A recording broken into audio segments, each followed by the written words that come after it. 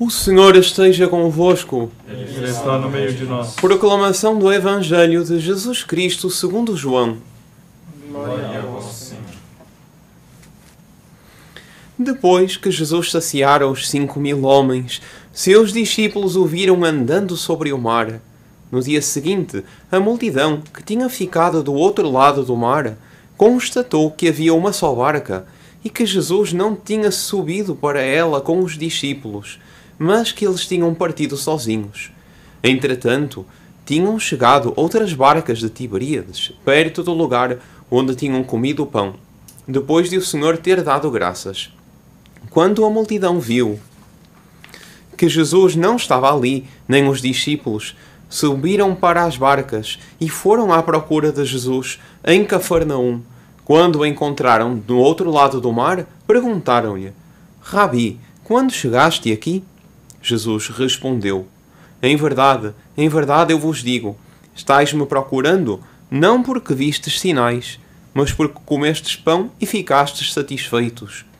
Esforçai-vos não pelo alimento que se perde, mas pelo alimento que permanece até à vida eterna, e que o Filho do Homem vos dará, pois este é quem o Pai marcou com o seu selo. Então perguntaram: que devemos fazer para realizar as obras de Deus? Jesus respondeu: a obra de Deus é que acrediteis naquele que Ele enviou. Palavra da salvação. Glória a vós, Senhor. Ave Maria, cheia de graça, o Senhor é convosco. Bendita sois vós entre as mulheres, e bendito é o fruto do vosso ventre, Jesus. Santa Maria, Mãe de Deus, rogai por nós, pecadores, agora e na hora de nossa morte. Amém. Queiram sentar-se. Caríssimos irmãos, a liturgia de hoje é muito especial e nós vamos tê-la, de algum modo, esclarecendo e ajudando-nos a aprofundar o nosso amor à Eucaristia. Porque no Evangelho de São João, que hoje lemos, faz parte do capítulo 6º do Evangelho de São João, a passagem que foi lida, São João tem uma preocupação de fundamentar e de estimular a devoção à Eucaristia. Ele foi o último evangelista a escrever o seu Evangelho, depois de todos os outros. No Evangelho de São João, ele não narra a instituição da Eucaristia, porque ele visava formar a Igreja nascente e em todas as comunidades já se celebrava a Santa Missa. Circulavam cartas de São Paulo que relatavam. Então São João vai fundamentar, e neste capítulo 6º ele dá-nos alguns elementos em que nós nos podemos basear para termos noção do poder de Nosso Senhor transubstanciar o pão e o vinho em seu corpo, sangue, alma e divindade. Ele narrou, na semana passada, lemos, Jesus que multiplica os pães. Então, Jesus tinha poder sobre o pão. Depois, ele narra Jesus caminhando sobre as águas. Nosso Senhor tinha poder sobre o seu corpo. E assim, ele fundamenta a possibilidade de Jesus transubstanciar o pão em seu corpo, sangue, alma e divindade. Mas ele não só fundamenta teologicamente, como ele estimula esta devoção. Porque na semana passada víamos na liturgia a multidão que acorre atrás de Nosso Senhor, encantada por Nosso Senhor, e Nosso Senhor opera um sinal. Ele multiplica os pães, algo maravilhoso, em que ele prova a sua divindade, a sua omnipotência. Mas, muito mais do que aquele pão, que devia ter sido o melhor pão já comido na história, nunca nenhum padeiro tinha produzido um pão como Jesus no dia da multiplicação dos pães. Entretanto, Nosso Senhor queria muito mais, queria dar muito mais às pessoas, queria dar-se a si mesmo, queria dar-lhes o seu corpo. E esta multidão segue Jesus, e Jesus vai recriminá-los, repreendê-los, e diz: eu vos digo, estáis-me procurando porque vistes sinais, e porque comeste pão e ficastes satisfeitos. Eles, em vez de procurarem Jesus, procuravam os dons de Jesus, os dons que Jesus lhes tinha dado. E isto para nós é uma lição importante. Nós, quando progredimos na nossa fé, não devemos deixar que a nossa fé seja interesseira, Muitas vezes devemos pedir a Deus bens materiais, sem dúvida.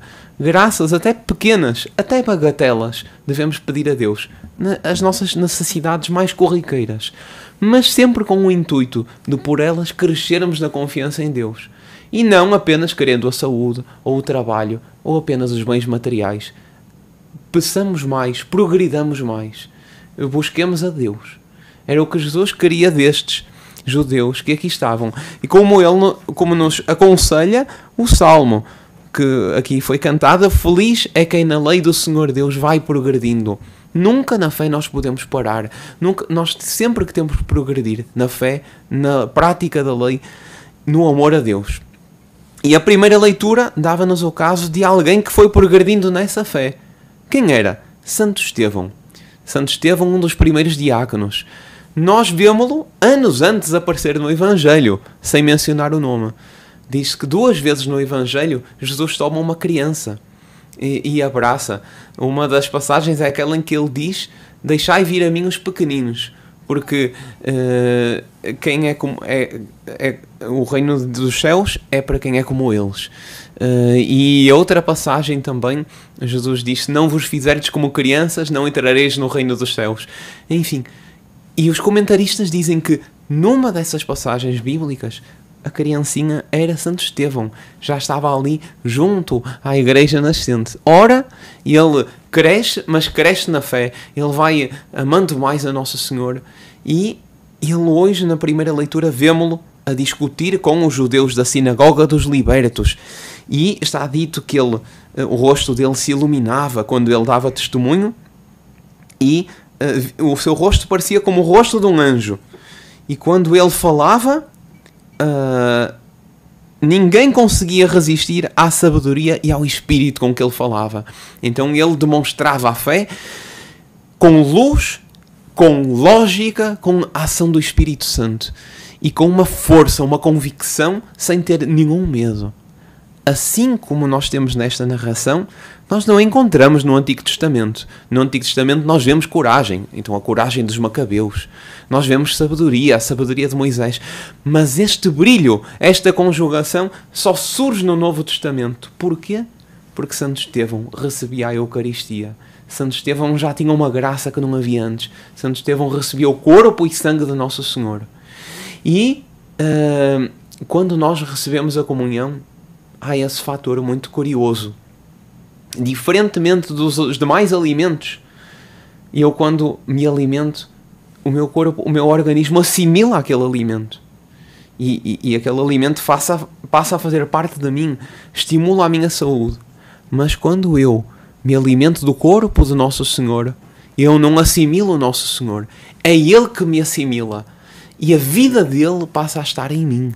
E Santo Estevão fala aqui com uma força, com uma luz, com uma sabedoria, que era Nosso Senhor presente nele, era a ação do Santíssimo Sacramento. E nós hoje devemos tirar uma lição para nós. Se a Igreja nascente tinha esta força devido à devoção à Eucaristia, nós que temos séculos de doutores que nos ensinaram sobre a Eucaristia, como eles não tinham. Nós temos dezenas de milagres eucarísticos, como não havia na época de Santo Estevão. Nós deveríamos ter uma devoção muito mais acentuada. E a Igreja floresceria hoje muito mais do que está florescendo.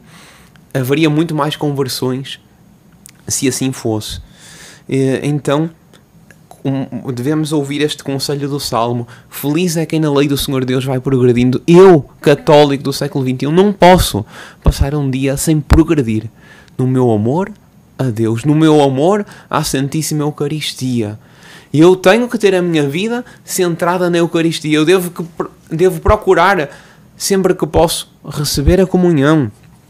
E é por isso que Jesus dizia no Evangelho: esforçai-vos, não pelo alimento que se perde, mas pelo alimento que permanece até à vida eterna. Que esforço eu tenho que fazer para ganhar esse alimento? Que esforço eu tenho que fazer para comungar? O primeiro esforço, naturalmente, é ir à missa. Eu tenho que, ou estar junto de Jesus na Eucaristia, ir a uma igreja, quando eu posso, sempre que eu posso. Se conseguir diariamente, é o ideal. Eu vou ter esta força como Santo Estevão tinha para enfrentar Às vezes não são necessariamente inimigos da fé, mas às vezes são as batalhas do meu dia-a-dia. São os inimigos da minha alma, é o demónio.